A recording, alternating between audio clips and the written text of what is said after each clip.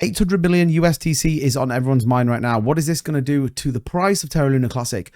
What do we even do with this 800 million? Well, there's three proposals we're going to break down for you in this video so that you can ensure that your decision is made through your validators around what exactly should go on with this, as well as taking a look at what's going on with those Binance burns coming up very, very soon. So all of that in this video. Be sure to subscribe to the channel.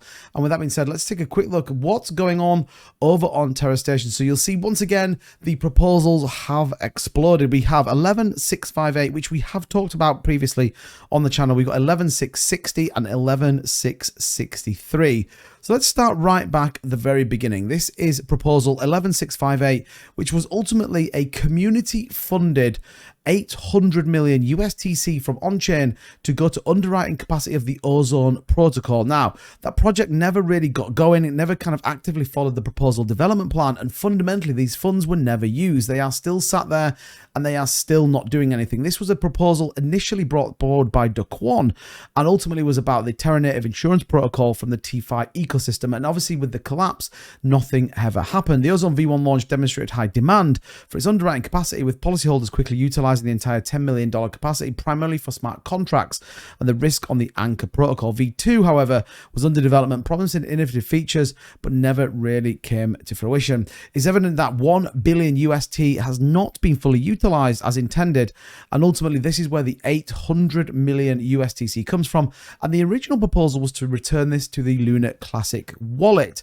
the community wallet. Now, again, a lot of people were divided on this, that said, well, should it go back to the community wallet? What should we do with it? We never had this in the first place.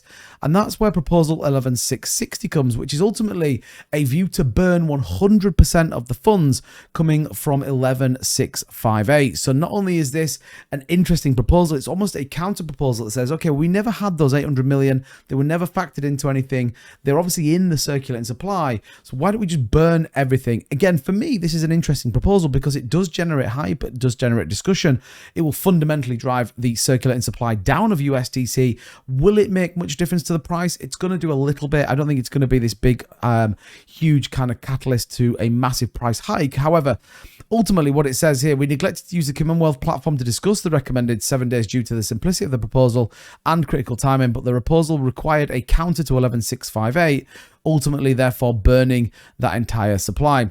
It says burning these funds would be a significant step forward to any repeg attempt. As it stands, the Ozone funds have been trapped out of circulation, and having these funds back on the market following spend proposals would actively make any USTC repeg more difficult than sending them directly to burn. So ultimately, we want to get the supply down. We have to get the supply of USTC down to then start to get the supply of Luna Classic down. So this is where the full burn of this comes in. And then finally, if that wasn't enough for you, 11,663 proposed by Vegas is about burning half of it, using the split of the remaining half to fund a community pool, and then secondly 200 million that would be funded and used for other activities, other things that we could do. So distributing the funds to teams in phases based on the performance and milestone achieved. I guess this one stinks of someone trying to get some more money out of it. I can't be any more honest than that.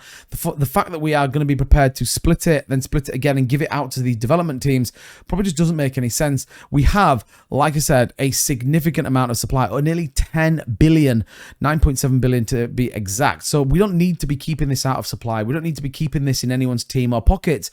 They've been paid on the agreement of the funds we made and we agreed to as a ecosystem. They just need to deliver on what they said, and fundamentally this will go into the burn wallet. I am absolutely in the world that says burn the 800 million. We never had it. It was never something that was taken into effect. Just burn the whole thing. That's my view. What we can see though, we can see kind of definitely a negative view on Vegas's 11,663. 11,660 and 11,658 could well pass, depending on how these validators do vote. But we'll keep you up to date with what's going on. Now, taking a look at some of the stats, we saw a burn of around 47.6 million.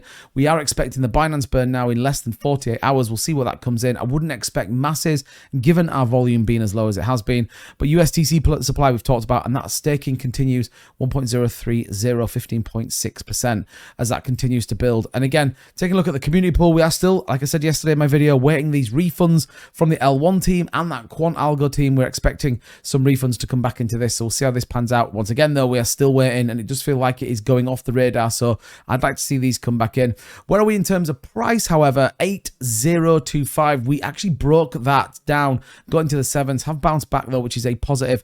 Looking for some support off that kind of 8053 range and off the 7 on the 2-hour chart here. We came down on this descending wedge. Now, what's interesting with this descending wedge is it's going to go one of two ways, and generally speaking, what we do see is this consolidation in, and the pattern is forming pretty much perfectly as what you would expect.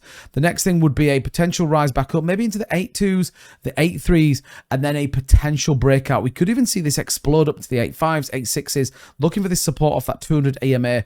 Could be a very interesting breakdown. So look, as the breaking wedge goes down, we could then see a big explosion. Downside would put us into the 7.9s and lower, which we definitely don't want to see. But let me know what you think of all these proposals. It once again feels like the governance side of things, the fact of our nature being decentralized has exploded. But I'm interested to know what you think. What do you want to do with that 800 million USDs? Burn it, stake it, stick it all in the community pool, or hand it out to the teams. As ever, thank you so much for watching. Don't forget, if you like this content and you want to keep up to date with what's going on in the cryptocurrency market, the only channel bringing you the latest and greatest crypto news and being able to pump the markets. That's right. Subscribe for more. I'll see you in the next one. Bye-bye.